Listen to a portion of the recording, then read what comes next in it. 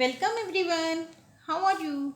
Today we will study chapter 9 of class 11 sequence and series exercise 9.2 question number 14. What is question number 14? Insert 5 numbers between 8 and 26 such that resulting sequence is an AP.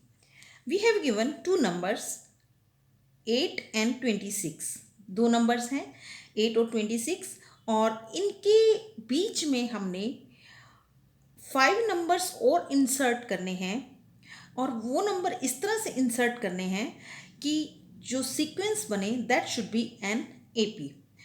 That means हमने जो formula पढ़ा था कि अगर हमें दो given numbers हैं A and B and we have to insert n number of numbers between these two given numbers, तो वो हमारा जो सीक्वेंस है वो क्या बन जाता है। तो उसमें हम क्या करते हैं, let A1 A2 A3 and so on up to AN are the numbers which are to be inserted between A and B। हमने ये पढ़ा था ना कि दो नंबर्स A और B हैं, उनमें हमने कुछ नंबर्स इंसर्ट करने हैं, n नंबर्स, n में हम 3 भी ले सकते हैं, 5 भी, 4 भी, कितने भी नंबर्स इंसर्ट करने हैं। इंसर्ट मीन्स इन दोनों के बीच में वो नंबर हमने लिखने हैं। तो और इस तरह से लिखने हैं कि जब हम उनको इसकी इन दो नंबर्स के बीच में लिखें तो ये जो पूरा सीक्वेंस है that should be an AP. तो अब यहाँ पर हम A1 A2 A3 AN ये नंबर्स लेते हैं, इनके बीच में इंसर्ट करते हैं, तो ये टोटल नंबर्स कितने हो जाते हैं, क्योंकि n नंबर्स तो ये लिए हमने, n नंबर मीन्स 3 लेने हैं, 4 लेने हैं, 5 लेने हैं और इन दो नंबर्स के बीच में लेने हैं। तो दो ये नंबर्स क्या हो गए, एक्स्ट्रा हो गए। तो हमारे पास टोटल कितने नंबर्स हो गए, n+2, क्योंकि n नंबर्स इंसर्ट करने हैं किसके बीच में, दो नंबर्स के बीच में, that means n+2 numbers total हो गए। और ये n+2 नंबर्स जो हैं those numbers should be in AP. अब बात करते हैं कि दो नंबर्स हमारे पास हैं 8 एंड 26, दैट मीन्स ए हमारा यहाँ पर ए है और b कितना है 26। ये दो गिवन नंबर्स हैं and we have to insert 5 numbers between these two numbers. हमें 5 नंबर इंसर्ट करने हैं इन दो नंबर्स के बीच में, ताकि ये पूरा सीक्वेंस जो है ये क्या हो, एपी में हो। तो लेट हम ये सपोज कर लेते हैं, let A1 A2 A3 A4 and A5 ये 5 नंबर्स हो गए ना। Late A1 A2 A3 A4 are 5 numbers, मान लेते हैं कि ये नंबर्स हमने इंसर्ट करने हैं, 5 numbers to be inserted, insert means इन दो नंबर्स के बीच में लिखने हैं, इंसर्टेड बिटवीन किस किस के बीच में, 8 एंड 26, राइट। मान लो कि ये नंबर्स हैं जिनको हमने इन दो नंबर्स के बीच में लिखना है। Then according to question 8 A1 A2 A3 A4 A5 and 26, this is an AP. हमने इस तरह से ये नंबर्स लिखने हैं, ये नंबर इस तरह से होने चाहिए कि 8 से लेकर 26 तक बीच में ये नंबर, साइड में जो दो गिवन नंबर्स हैं, such that according to question क्या है कि be inserted in 8 and 3, such that लिख देते हैं हम, such that this sequence is an AP. दोबारा से देखते हैं कि हमने ये 5 नंबर सपोज किए कि लेट ये 5 नंबर हमने 8 और 26 के बीच में इंसर्ट करने हैं, तो such that 8 A1 A2 A3 A4 A5 26 is an AP. ये वाला जो सीरीज़ है ये एपी का सीरीज़ है। तो अब हम ये देखेंगे कि अगर हमें ये एपी में चाहिए तो हमें जो फर्स्ट टर्म है उसके अंदर अगर हम डी ऐड कर दें तो ये, क्योंकि ये तो नंबर अगर हम देखें तो ये फर्स्ट नंबर है, ये सेकंड, ये थर्ड, जो नंबर हमने इसके बीच में इंसर्ट करने हैं तो ये फर्स्ट नंबर है। बट अगर हम एपी की टर्म्स देखें तो this is the first term of AP, this is second term, this is third, fourth, fifth, sixth and seventh. तो टोटल हमारे पास कितनी टर्म्स हैं, एपी की टर्म्स देखें तो 7 टर्म्स हैं। अगर हम सिर्फ ये देखें कि इन दो नंबर्स जो हमें गिवन हैं उनके बीच में कितने नंबर्स इंसर्ट करने हैं, तो ये नंबर हैं, ये फर्स्ट नंबर है, ये सेकंड, ये थर्ड, ये फोर्थ और ये फिफ्थ। जो फर्स्ट नंबर है वो एपी की सेकंड टर्म है, जो सेकंड नंबर है वो एपी की थर्ड टर्म है, जो थर्ड नंबर है वो एपी की फोर्थ टर्म है। ऐसा क्यों? क्योंकि 8 पहले आ रहा है ये, क्योंकि 8 और 26 के बीच में इंसर्ट करने हैं नंबर्स। तो फर्स्ट टर्म तो एपी की 8 हो गई, सेकंड टर्म क्या हो गई, जो पहला नंबर हम इंसर्ट करेंगे, थर्ड टर्म क्या हो गई, जो हम दूसरा नंबर इंसर्ट करेंगे। तो इस तरह से ये जो हमारे पास एपी आया उसका हमें अगर डी मिल जाए, कॉमन डिफरेंस मिल जाए, तो हमें फर्स्ट टर्म पता है तो हम जनरल फार्मूला से एपी निकाल सकते हैं, या फिर हम जनरल फार्मूला लगाकर ये नंबर्स निकाल सकते हैं कि ये नंबर कौन से होंगे। एक्चुअली हमें यही फाइंड आउट करना है कि ये कौन से नंबर है जो हम इसमें इंसर्ट करें तो ये एपी बन जाए। तो डी निकालने के लिए दो तरीके हैं। एक तो हमें ये पता चल गया कि ये nth टर्म है। nth टर्म कितनी है? 26। टोटल टर्म्स कितनी है इसके अंदर? 5 तो ये नंबर हमने इंसर्ट किए और 2 ये, तो total number of terms that means n कितना है हमारे पास, ये 5 नंबर और 2 नंबर, ये कितना हो गया? 7। n is 7। an इज कितना है? an that is 26। And what is first term? First term of AP is 8। तो जब हमें ये मिल गया तो फिर हम क्या कर सकते हैं, हम nth टर्म का फॉर्मूला लगाकर d निकाल सकते हैं। an is equal to a plus n minus 1 into D.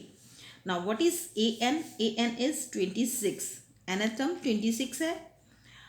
अब nth टर्म 26 है, दैट मीन्स n हमारा 7 है, तो ये 26 जो है ये कौन सी टर्म है? 7th term, right. तो an 26 हो गई equal to a। What is a कितना है? ये 26 जो है 7th टर्म है। अगर हम 7th टर्म की बात करें तो ये 26 है, दैट मीन्स ये a7 की वैल्यू है, और क्योंकि n हमारे पास 7 है तो this is the value of a7। तो a, व्हाट इज a कितना है? 8 प्लस n इज 7 माइनस 1 फॉर्मूले में है, और d what is d we have to calculate, d हमें फाइंड आउट करना है। जब हमें d मिल जाएगा तो हम a1 की, a2, a3, a4 और a5 की वैल्यू निकाल सकते हैं, और हम बता सकते हैं कि ये वाले नंबर हमें इन दो नंबर्स के बीच में इंसर्ट करने चाहिए कि ये AP बन जाए। तो 26 is equal to 8 plus 6d, and 6d is equal to 26 minus 8, and 6 d is equal to, अब d निकालना है तो 6 से इसमें जो माइनस करके आएगा उसको डिवाइड करेंगे, तो 26 minus 8 that is 18 and upon 6, ये 6 इधर आ जाएगा, और d इज इक्वल टू हमारे पास कितना आ गया? 3।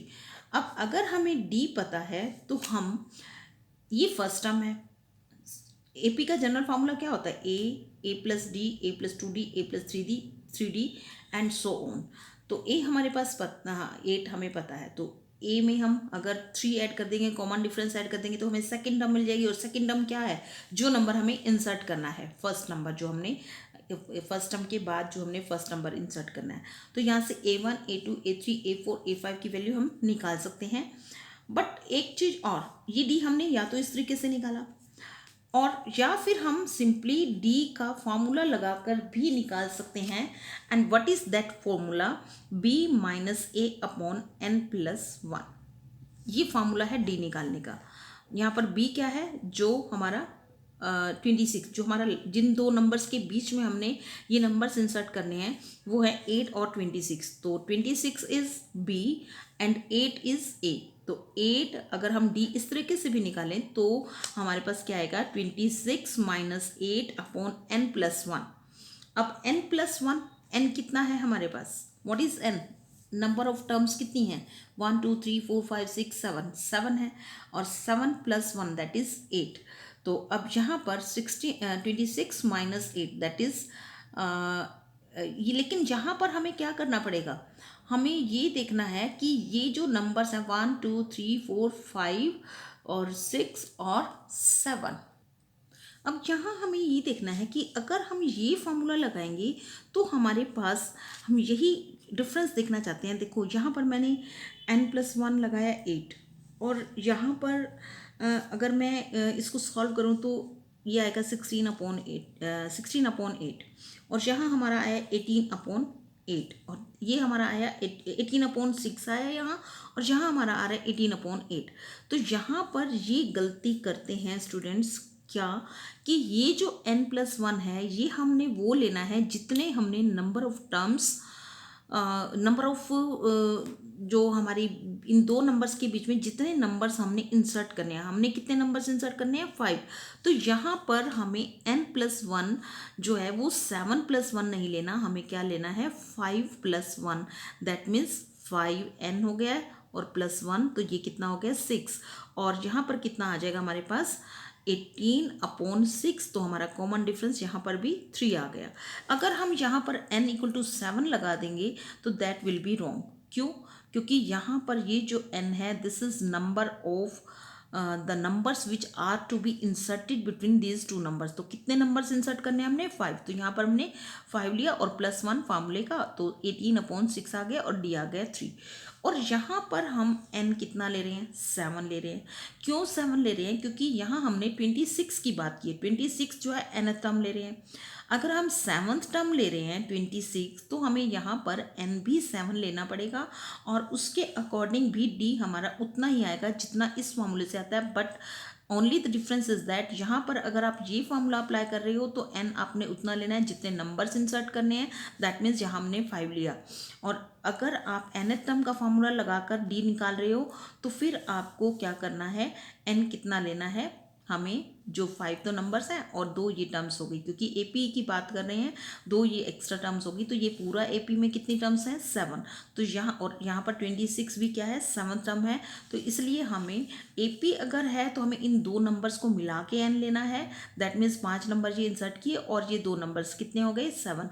तो हमने यहाँ n7 लेना है और अगर हमें डी इस फॉर्मूले से निकालना है b-a/n+1 तो ये वाला n जो है वो उतना होगा जितने हमने नंबर्स इंसर्ट करने हैं। तो अब हमारे पास d आ गया। Now we can find that जो 5 नंबर्स हमने इन दोनों के बीच में इंसर्ट करने थे वो क्या है, वो हमारे 5 नंबर्स कौन से हैं, that is a1 a2 a3। तो a1 अगर हमने निकालना है तो a1 is the second term of the given AP। जो पहले वाली जो हमें AP गिवन है ये वाली कि ये अगर 5 नंबर इंसर्ट करते हैं तो ये AP में होगा। तो ये A1 जो है इस AP की सेकंड टर्म है और सेकंड टर्म क्या होती है that is A+D। Now what is A कितना है हमारे पास 8। तो दिस इज 8+3 क्योंकि D हमारा 3 आया, दिस इज 11। अब A2 निकालेंगे तो A2 किसके इक्वल होगा A+2D। क्यों 2D होगा, A2 निकाल रहे हैं हम। A2 जो है वो कौन सी टर्म है, थर्ड टर्म। टर्म तो थर्ड है लेकिन नंबर सेकंड है। जैसे 8 पहले ही टर्म हो गई, A1 दूसरी टर्म हो गई और A2 तीसरी टर्म हो गई। और थर्ड टर्म के लिए हम क्या फार्मूला लगाते हैं A+2D। थर्ड टर्म का नाम A2 है बट टर्म ये थर्ड है। तो A+2D इज 8+2 × 3 दैट इज ये हो गया 8+6 14। उसके बाद A3 इज A+3D। नाम उसका A3 है, थर्ड नंबर है बट AP की टर्म कितनी है वो फोर्थ टर्म। यहाँ से हम देख पा रहे हैं 1 क्योंकि 8 जो है वो पहली टर्म हो गई A1 से पहले। तो A is 8 and +3 × D। What is D भी हमारा 3 आया था। सो दिस इज 17। अब हम यहाँ देख रहे हैं ये 11 ये 14 ये 17 3 दिन का डिफरेंस आ रहा है। तो ये AP में है ये नंबर्स। यही हमने दिखाना था कि हमें ऐसे नंबर्स इंसर्ट करने हैं कि ये पूरे जो नंबर्स हैं ये AP फॉर्म करें। एंड A4 कितना है, फिफ्थ नंबर कितना हो जाएगा A4 जो है नंबर तो फोर्थ है बट टर्म फिफ्थ है AP की। तो A+ कितना हो जाएगा, फिफ्थ टर्म में A+4D होता है। तो A is 8 + 4 × D is 3. So this is 8 + 12 that is 20. And what is fifth number? Fifth number जो है वो AP की कौन सी टर्म है 6, क्योंकि फर्स्ट टर्म हमारी 8 है और A1 हमारा सेकेंड नंबर है। तो जो A5 होगा वो हमारा क्या होगा सिक्स्थ टर्म होगी AP की। तो AP की सिक्स टर्म के लिए हम क्या फॉर्मूला लगाते हैं A+5D। So A+5D what is A is 8 + 5 × D is 3. So 8 + 15 that is 23. तो इसका मतलब अगर हम ये हमारे पास नंबर्स थे 8 and 26, ये 5 नंबर अगर इनके बीच में लिखें तो ये पूरा एक्सप्रेशन AP ही बनेगा। तो यहाँ पर हम लिख लेंगे therefore therefore the five numbers to be inserted in the between कौन कौन से दो नंबर्स के बीच में, बिटवीन 8 and 26 आर, कौन कौन से नंबर्स हैं। अब 8 and 26 तो हमें गिवन नंबर्स हैं, और वो नंबर कौन से होंगे जो हम इंसर्ट करेंगे, आर 11, 14, 17, 20 and 23.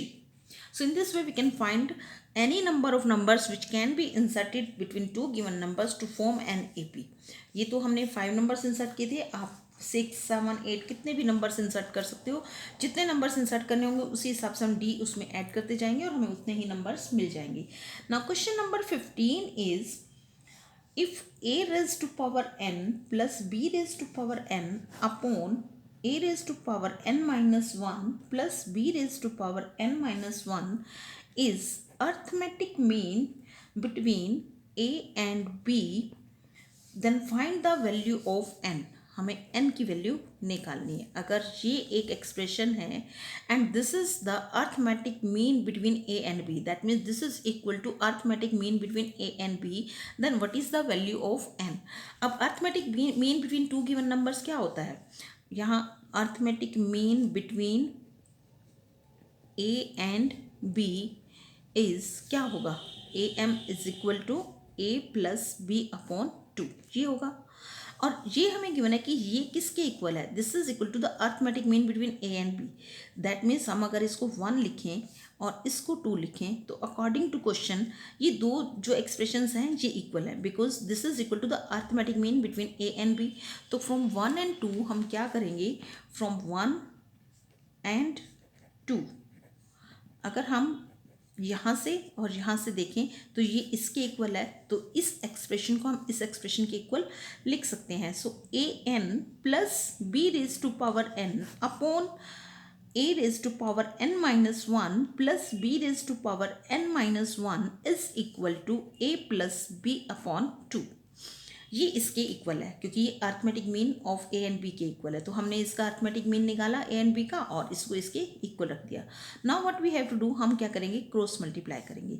तो क्रॉस मल्टीप्लाई करने से ये क्या होगा, 2 into a raise to power n plus B raise to power n is equal to, this is a plus b into a raise to power n minus 1 plus B raise to power n minus 1।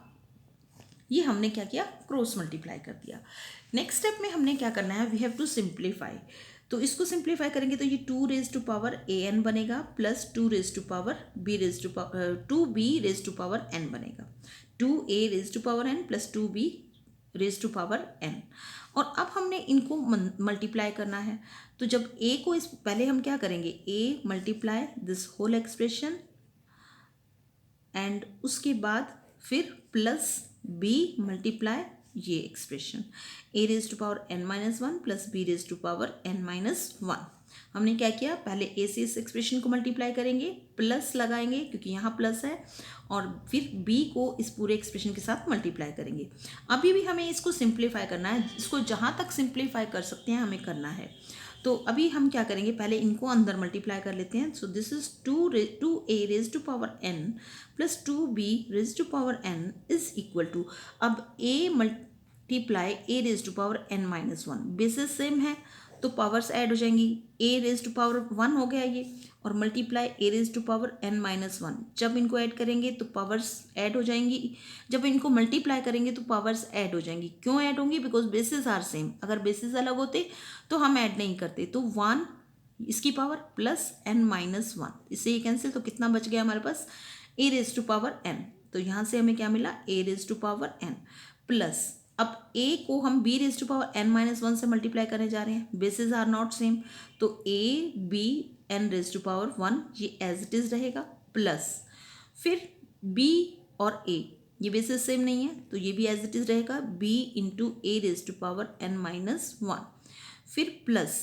b into b raise to power n minus 1। वही जैसे हमने a into a raise to power n minus 1 किया था तो a raise to power n आया था, अगर a की जगह b हो तो b raise to power 1 into b raise to power n minus 1, तो ये भी क्या आ जाएगा, हमारे पास b raise to power n।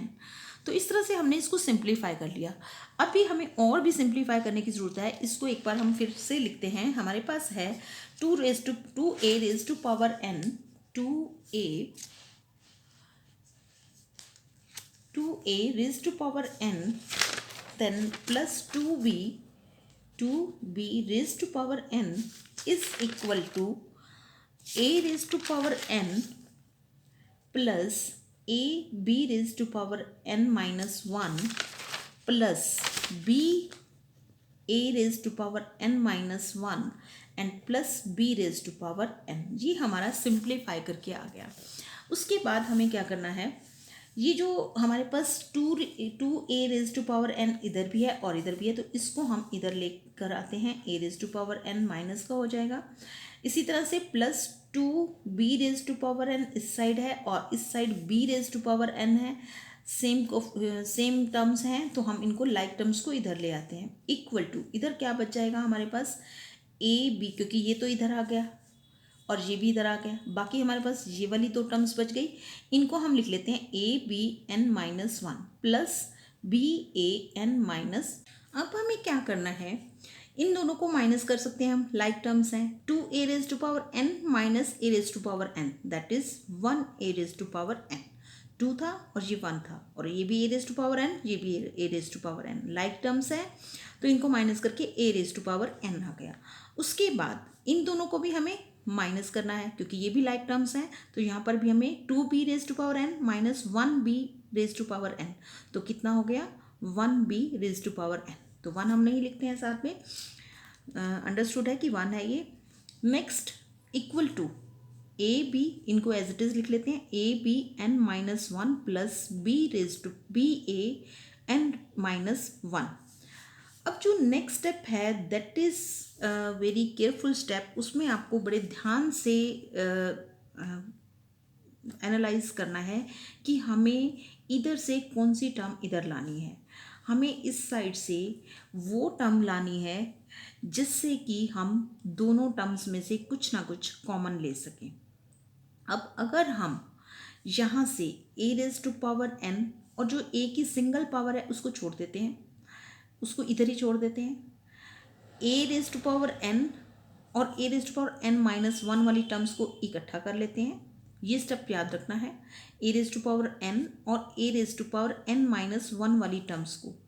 तो यहाँ हमारे पास आएगा a raise to power n और ये टर्म इधर लेकर आ रहे हैं, तो ये माइनस हो जाएगा minus b a raise to power n minus 1 equal to a b n minus 1 इसी साइड रहेगा और b raise to power n इधर आकर माइनस हो जाएगा। ठीक है, तो अब हमने ऐसा क्यों किया, क्योंकि अगर हम a raise to power n और b a raise to power n minus 1 को इकट्ठा कर लेते हैं तो इन दोनों में से हमारे लिए ये जज करना इजी हो जाएगा कि कौन सी पावर a की छोटी होगी जिसको हम ले सकते हैं, बाहर कॉमन ले सकते हैं। क्योंकि अगर हम a raise to power n और a भी n माइनस 1 को इधर ले आते तो a raise to power n और a, इन दोनों में से कौन सी पावर बड़ी है कौन सी छोटी है हम डिसाइड नहीं कर पा सकते थे। तो इसलिए हमने क्या किया, जो a की पावर n है और a की पावर n माइनस 1 है, मतलब a की पावर n में है ना जो, उनको इकट्ठा कर लिया और b की पावर n में है उनको हमने एक साइड कर लिया। तो यहाँ पर हम स्मॉल पावर a की कौन सी है n माइनस 1, क्योंकि ये n है ये n माइनस 1 है तो इससे ये कम है, तो a raise to power n minus 1 हम यहाँ बाहर कॉमन लें अगर, तो अगर हम इसको इससे डिवाइड कर रहे हैं तो दैट मीन्स पावर्स माइनस हो जाएंगी। तो a raise to power n में से हमने क्या माइनस करना है n माइनस 1, तो ये कितना हो जाएगा a raise to power n minus n plus 1, तो ये a हो जाएगा। तो दैट मीन्स यहाँ अंदर हमारे पास क्या आ गया a। और इसी तरह से इसको जब हम डिवाइड करेंगे तो ये तो पूरा a raise to power n minus 1 से a raise to power minus n minus 1 cancel हो जाएगा और माइनस b बच जाएगा हमारे पास। इस तरह से इस साइड को हमने सॉल्व कर लिया। उसके बाद फिर हम इधर से भी b raise to power n और b raise to power n minus 1 में से हम क्या कॉमन ले सकते हैं, b raise to power n minus 1, क्योंकि स्मॉलेस्ट पावर लेते हैं हम। तो जब b raise to power n minus 1 common लेंगे तो हमारे पास यहाँ क्या बच जाएगा a और माइनस फिर n है ये पावर और ये n-1 है। n में से n-1 को माइनस करेंगे तो हमारे पास क्या बचेगी, सिंगल पावर। किसकी पावर, सिंगल, b की, क्योंकि यहाँ पर b है। इधर a था तो a की सिंगल पावर बच गई थी, और यहाँ पर जो हमारे पास जब हमने इसको इससे डिवाइड किया था तो यहाँ b था तो b की सिंगल पावर बच गई थी। और यहाँ हम इसको अगर माइनस करेंगे इन दोनों को, दैट मीन्स पावर्स को माइनस करेंगे n-1, तो ये सेम हमारे पास आ जाएगा जैसे हमने a की पावर माइनस की थी। तो यहाँ पर जब b raise to power n-1 से b raise to power n को डिवाइड करेंगे तो हमारे पास क्या बच जाएगा, b। अगर आपको प्रॉब्लम आती है तो आप इसको रफ काम पे सिंप्लीफाई करके दे सकते हो। बस आपको स्टेप ये याद रखना है कि इस स्टेप के बाद पहले अभी हम दोबारा इसको रिपीट करेंगे तो अच्छे से समझ में आएगा हमने क्या करना है। फिर अब इसके बाद करना है हमने कि जो ये n-1 और n-1, ये a raise to power n-1 है, इसके साथ मल्टीप्लाई हो रहा है, और ये इसके साथ मल्टीप्लाई हो रहा है, ये इसके साथ मल्टीप्लाई हो रहा है तो इसको इधर ले आएंगे तो ये क्या हो जाएगा, divide b raise to power n-1। ये इस साइड रहेगा a माइनस बी, और ये इधर आकर डिवाइड हो जाएगा a minus B. a minus B से a माइनस बी क्या हो गया, कैंसिल। और इसको हम क्या लिख सकते हैं, a upon b raise to power n-1। और यहाँ हमारे पास कितना आया, कैंसिल होके 1, और 1 को हम क्या लिख सकते हैं, अब 1 किसके इक्वल होता है, किसी भी बेस की पावर अगर 0 है तो 1 के इक्वल होता है। तो हमें यहाँ बेस चाहिए a अपॉन बी, तो 1 को हम क्या लिख सकते हैं, a upon B raise to power 0, क्योंकि ये जो चीज़ है ये 1 के इक्वल है, क्योंकि 0 किसी भी बेस की पावर हो तो वो 1 के इक्वल होता है। यहाँ हमने a अपॉन बी क्यों बनाया, बिकॉज हमारे पास इधर भी a अपॉन बी है, इधर भी a अपॉन बी हो जाएगा, तो बेसिस सेम हो जाएंगे। अगर बेसिस सेम है और इक्वल हैं तो पावर्स को हम इक्वल रख सकते हैं, और पावर को इक्वल रख के हमें किस चीज़ की वैल्यू मिल जाएगी, n की, जो कि हमें निकालनी थी। तो इसलिए हमने 1 को यहाँ लिख सकते हैं हम, because a upon B raise to power 0 is equal to 1। तो इसलिए हमने 1 को चेंज किया किसमें, a अपॉन बी अपॉन 0 के। नाउ बेसिस आर सेम तो पावर भी हम इक्वल रख सकते हैं, n-1 इक्वल टू 0। तो n कितना आ गया हमारे पास, 1। सो this is the value of 1। तो हमने इस सम में क्या स्टेप्स याद रखने हैं। फर्स्ट स्टेप, देखो मैथ्स में वैसे तो क्रैमिंग नहीं होती है, बट कुछ चीज़ें ऐसी होती हैं जिन्हें हमें अपने दिमाग में थोड़ा सा क्रैम करके रखना होता है। कुछ सम्स ऐसे होते हैं जिनमें हमें स्टेप याद रखने होते हैं, स्टेप को क्रैम करना होता है। अगर स्टेप याद नहीं है तो फिर हम वहीं के वहीं रुक जाएंगे। तो जैसे अब इसमें था कि what is the first step. First step में हमने क्या किया, इसको arithmetic mean of 2 numbers a and b के इक्वल रखा हमने। पहले अर्थमेटिक मीन a और b का निकाला, ये आया, और ये इसके इक्वल है, इन दोनों को इक्वल रख दिया। ये फर्स्ट स्टेप कंप्लीट हो गया। Second step, what is second step to be remember, हमने मल्टीप्लाई करना है, क्रॉस मल्टीप्लाई करके ये हमारा इस तरह से एक्सप्रेशन आ गया। क्रॉस मल्टीप्लाई करने के बाद फिर हमने क्या किया, हमने इस 2 को अंदर मल्टीप्लाई कर दिया, और ये जो था इनको सेपरेटली मल्टीप्लाई कर दिया। पहले a को इस पूरे एक्सप्रेशन से, फिर b को इस पूरे एक्सप्रेशन से। फिर उसके बाद फिर हमने क्या किया कि जो हमारी ये अलग अलग एक टर्म से इसको पहले किया, फिर दूसरी टर्म से, तो फिर इनको फिर अंदर से हमने मल्टीप्लाई कर लिया। मल्टीप्लाई कर रहे हैं हम, डिवाइड नहीं कर रहे हैं। तो मल्टीप्लाई किया तो पावर से ऐड हो जाएंगी, तो हमारे पास ये एक्सप्रेशन आ गया। और इस एक्सप्रेशन के बाद फिर हमारे पास क्या आया, ये दोबारा से लिखा हमने, ये एक्सप्रेशन आया। इस एक्सप्रेशन के बाद हमें कौन सा स्टेप याद रखना है कि यहाँ पर a raise to power n और a raise to power n को हमने एक साइड कर लेना है, और इसी तरह से b raise to power n को भी इस साइड लाना है।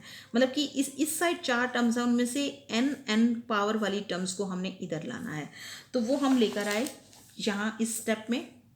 तो इस स्टेप में जब हम यहाँ लेकर आए इसको, तो ये माइनस होके जो सेम लाइक टर्म्स हैं वो माइनस हो गई, तो ये हमारे पास a raise to power n प्लस b raise to power n, और इधर हमारे पास ये 2 टर्म्स बच गई। यहाँ पर हमने फिर से एक स्टेप याद रखना है कि जो यहाँ पर a raise to power n और b raise to power n तो है ही, इधर जो हमारी a raise to power n वाली टर्म है, मतलब कि a की पावर 1 को नहीं इधर लेके आना, n के साथ, a raise to power n के साथ हमने a raise to power n वाली टर्म को ही लेके आना है, तो वो हमारी है a raise to power n minus 1 वाली टर्म। तो हम इसको इधर लेकर आए, a raise to power n it it इज़ रखा और इसको इधर लेकर आए। इसी तरह से अब ये तो इधर ही रहेगा, और इधर से हम इसको इस साइड ले आएंगे, मतलब कि b की पावर n एन में हैं जो, चाहे n-1 है चाहे n है, वो एक साइड रख ली, जो a की पावर n में है वो एक साइड रख लिया।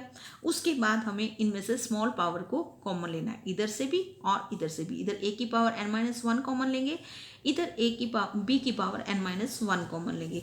जब कॉमन लेंगे तो ये पावर्स माइनस करके यहाँ a बच जाएगा और इन दोनों को डिवाइड करेंगे, ये कैंसिल होके b बच जाएगा।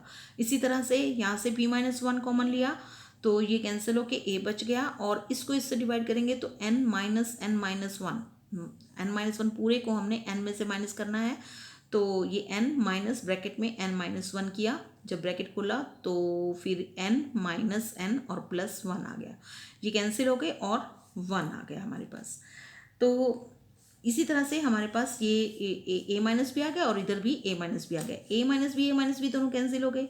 चाहे तो यहीं कैंसिल कर लो, चाहे हम क्या करेंगे, a⁻n-1 इधर है और इसको इधर आकर डिवाइड कर देंगे, और ये a माइनस भी ऊपर रहेगा और ये a माइनस भी नीचे आ जाएगा और e कैंसिल होके 1 आ जाएगा। अगला स्टेप जो हमने याद रखना है क्या, कि ये जो 1 आया है इसको हमने, जो ये बेस आया है हमारा a/b, उसका बेस 0 बनाना है, क्योंकि किसी का भी बेस 0-1 के इक्वल होता है। लेकिन हम यहाँ a/b क्यों बना रहे हैं, क्योंकि ऑलरेडी इधर a/b है, तो हम a/b 0 बना देंगे क्योंकि ये 1 के इक्वल है। और इसको हमने इस टाइप में बनाने का क्या बेनिफिट मिलेगा, यहाँ बेसिस सेम हो जाएंगे और बेसिस इक्वल हैं तो पावर्स भी इक्वल रख सकते हैं। तो यहाँ से हमने पावर्स इक्वल रखी, और पावर इक्वल रखने का पर्पज़ हमारा क्या था, we can find the value of n। तो n-1 इधर से और equal to 0, so n is equal to 1। In this way we can solve this sum.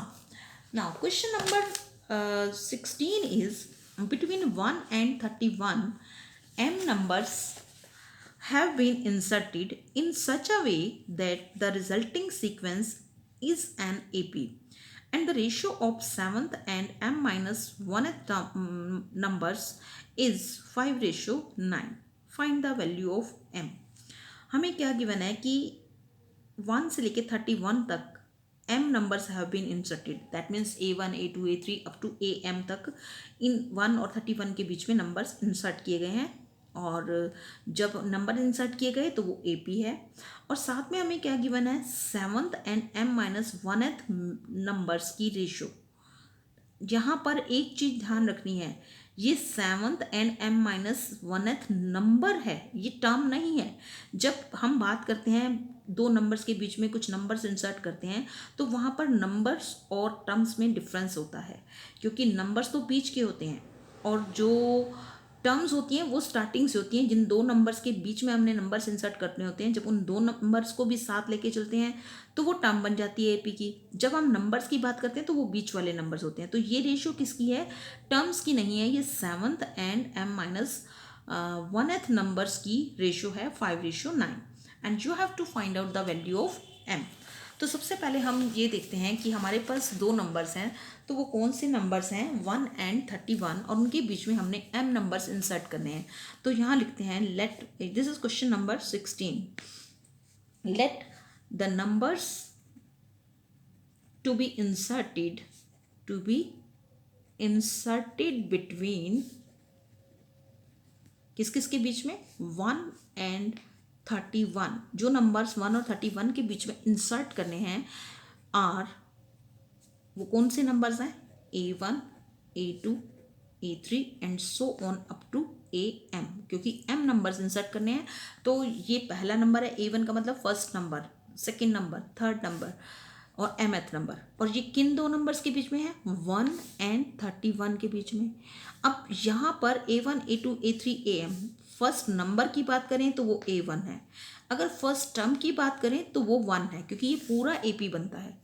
इसी तरह से अगर हम लास्ट टर्म की बात करें तो 31 है, अगर लास्ट नंबर की बात करें तो वो am है। नंबर का मतलब जो नंबर हमने इंसर्ट करने हैं।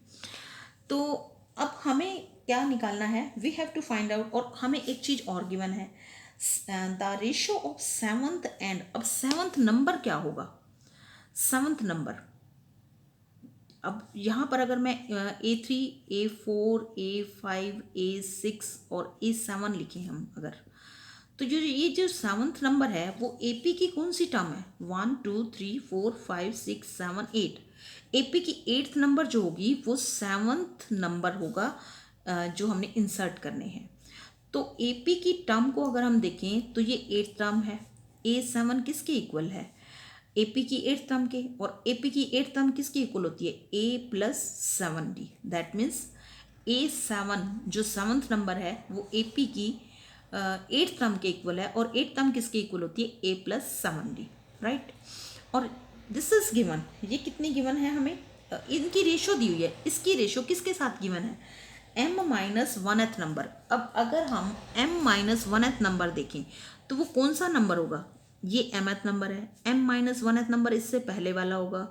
और जो इससे पहले वाला नंबर होगा ये तो 30 यहाँ 1 and 31 है, राइट। हमने m नंबर्स इंसर्ट करने हैं। और ये तो हो गया हमारा जो ये 31 लास्ट में हो गया, ये लास्ट टर्म हो गई। और m-1th टर्म, अब ये फर्स्ट टर्म, ये second, third, fourth, fifth, six, seventh, eighth और 9th। और mth जो नंबर होगा, m-1th नंबर होगा वो AP की कौन सी टर्म होगी? mth term. mth term of AP will be m-1th number. जैसे यहाँ पर 7th नंबर जो था वो AP की 8th टर्म थी, राइट। तो जो m-1th नंबर होगा वो AP की mth टर्म होगी। दैट मीन्स वो क्या होगी? A+m-1 इंटू D, ये होगा A+m-1 इंटू D।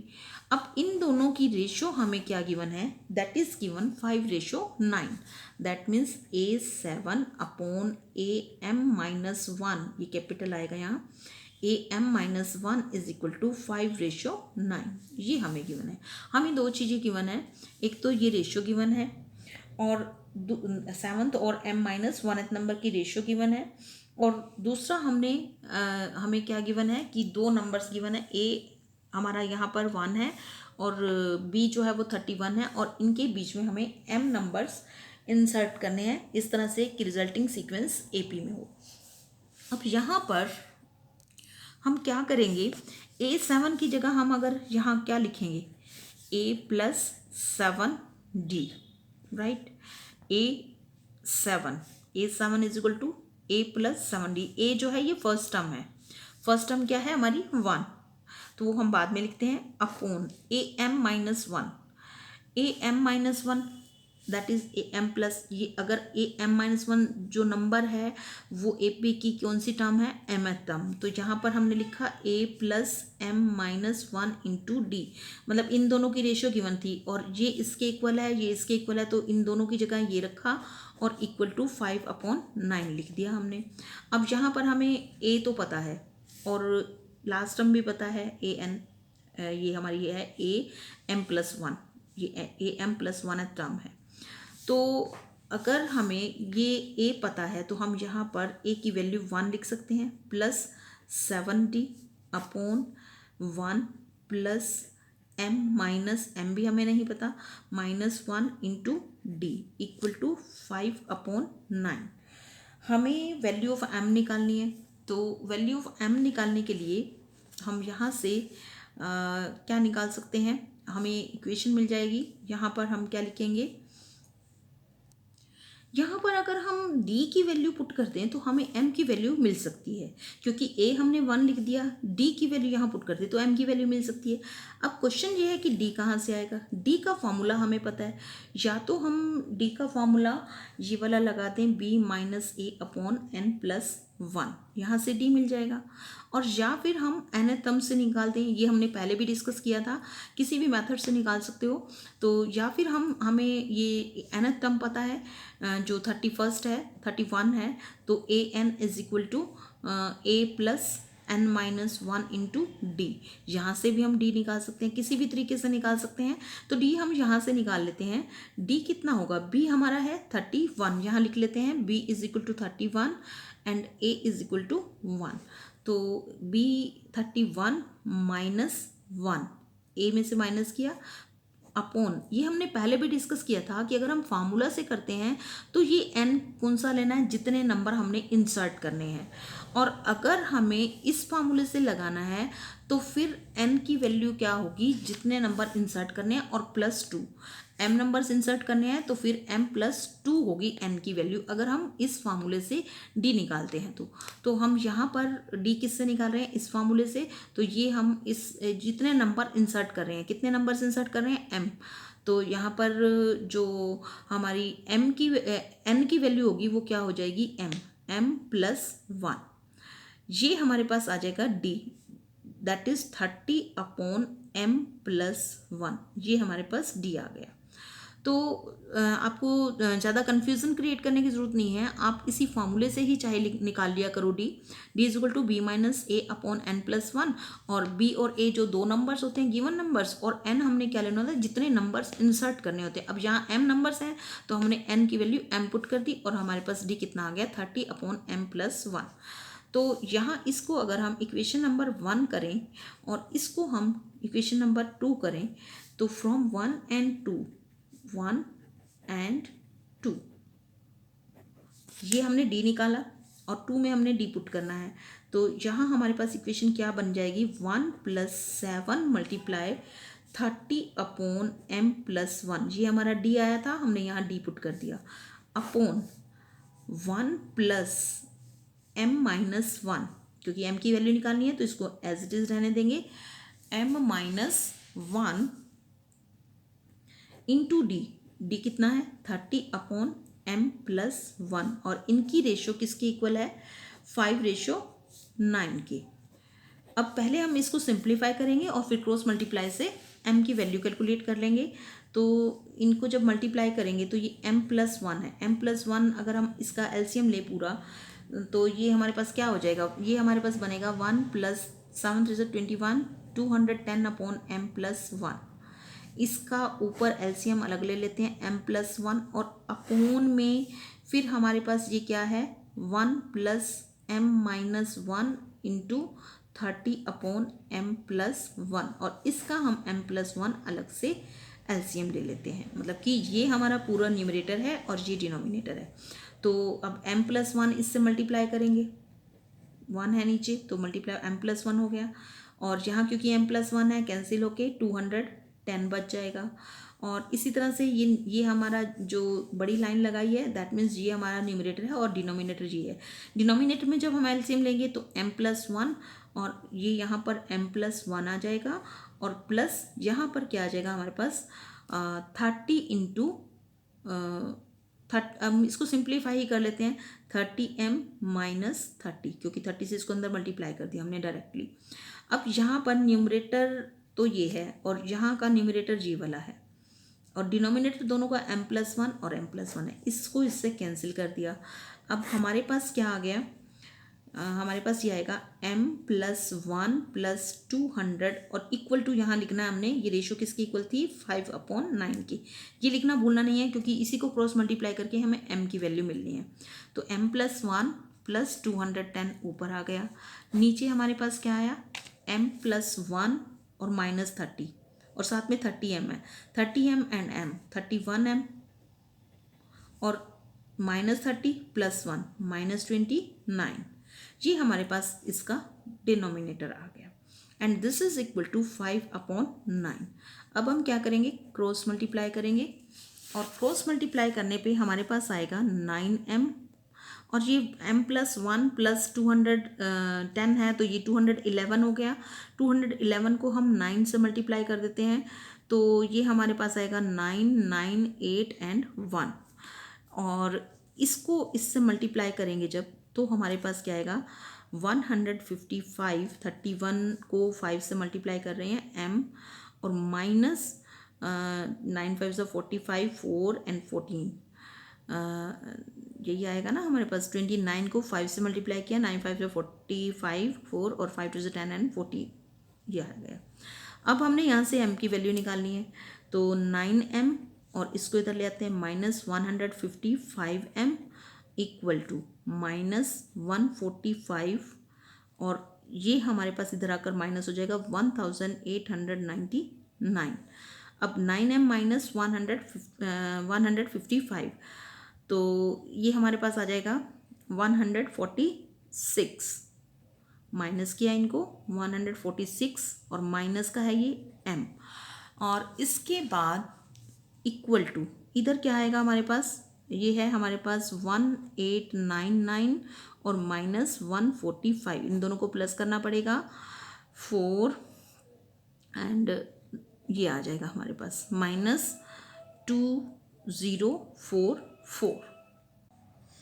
यहाँ से हम m की वैल्यू निकालने के लिए क्या करेंगे, m को इधर रखेंगे, माइनस से माइनस कैंसिल हो जाएगा और 2044 को 146 से डिवाइड करेंगे तो ये 2 पर कैंसिल होगा, 73 टू ज़ा और 1022 टू ज़ा, और फिर 73 से इसको डिवाइड करेंगे तो 73 वन ज़ा 73 और ये 4 पर 292 4 पर डिवाइड हो जाएगा।